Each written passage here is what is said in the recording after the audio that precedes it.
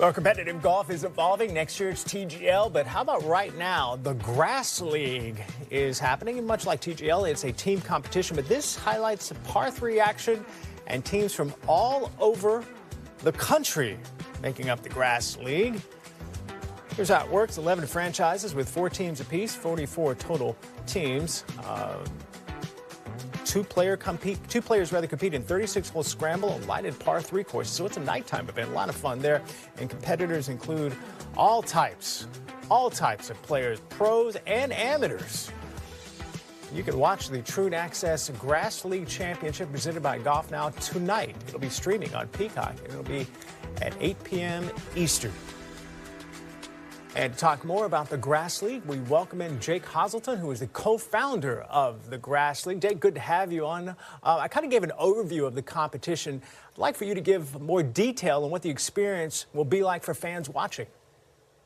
Yeah, so the Grass League, both on the player side and the owners and then the fans, is all about high stakes, primetime golf, and the lights really enable that to happen, right? So the environment from a fan perspective, there's music, there's food and beverage, hospitality on a lot of the tee boxes and greens.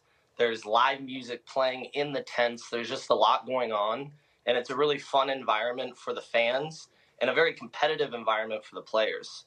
And it's all about par 3 golf as a standalone sport. What are some of the prominent names that we may see in competition tonight? Yeah, so the teams are owned by ownership groups, whether that's from companies like Municipal or Manor, or Good Golf owns the Dallas Horsemen.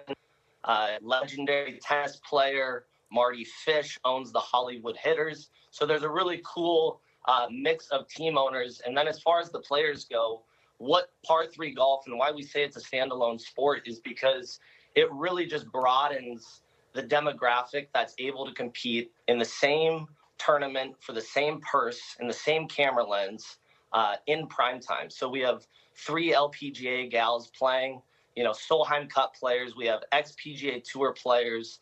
We have guys that have played in major championships before. And then on the other side, considering anyone's welcome here, it's pros and amateurs. So we have mid-am winners. We've got the 4-ball winner out there tonight competing, trying to bring it home. So it's this very just broad demographic of golfer, and everyone is welcome to play in this format and within the Grass League, and it's high stakes. Players are getting paid. They're getting signed with NIL deals in the case they're an amateur. So it's just this very unique opportunity in golf that we're really, really excited about. All right, that's interesting. You brought up the NIL deals for amateurs. How does that work if an amateur wants to be a part of this league, wants to compete, but to stay an amateur, of course, they can't take any prize money? Yeah, the main thing is they can't take any prize money, right? So all of the purse earnings, $100,000 purse that's getting paid out tonight. So $100,000 purse is paid out to 10 teams, and the purse money goes to the teams. And the teams are incentivized to incentivize their players to play on their team and source NIL deals in the case they're an amateur. And then in the case they're a pro, they can outright pay them directly. I'm interested in how this idea originated. What do you have there? So the idea actually goes back to about 2019. We were just infatuated with par 3 golf. And at the time, the USGA didn't rate golf courses less than 3,000 yards. Actually, until this year, the USGA didn't rate golf courses less than 3,000 yards. So basically, you could argue that they weren't considering it golf when you would go play a par 3 course. And we really looked at this as an opportunity. A 2-person scramble on a par 3 course enables this broad demographic of golfer that's relevant and able to compete in these tournaments. So we define par 3 golf as a standalone sport. We've named the best par 3 golfer in the world, Jake Hoselton. He took home the first Grass League event, but we'll see how things shake out tonight. So really, really interesting. It's be awesome to be tuning in. What do you think the benefit is for the fans or maybe the participants in playing a par 3 course compared to a regular golf course in team competition? Yeah, so golf's greatest moments happen from 150 yards and in, right? You see Tiger Woods hitting a hole-in-one back in the early days of the Phoenix Open, birthing the 16th hole. You see Jordan Spieth falling apart at the Masters.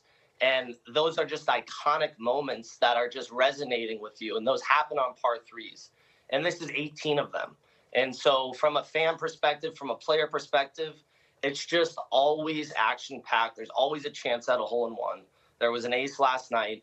And it's just it's an exhilarating format. It's great for TV. And then on top of that, it's a little bit easier to light a par three course. There's a little less ground to cover. So we have the only lighted golf course here in Arizona, home of the Grass League. We are taking things on the road in the 2025 season, but it enables us to broadcast live during prime time. Like you said, the idea started about 5 years ago, and you're kind of getting the wheel moving here in regards to Grass League. What do you hope this league grows into? Golf is a very spread out sport, and it's hard for amateurs and pros at any point in their career, whether they're up and coming young guns or they're on the far end of their career and they're sort of past their, so to say, prime.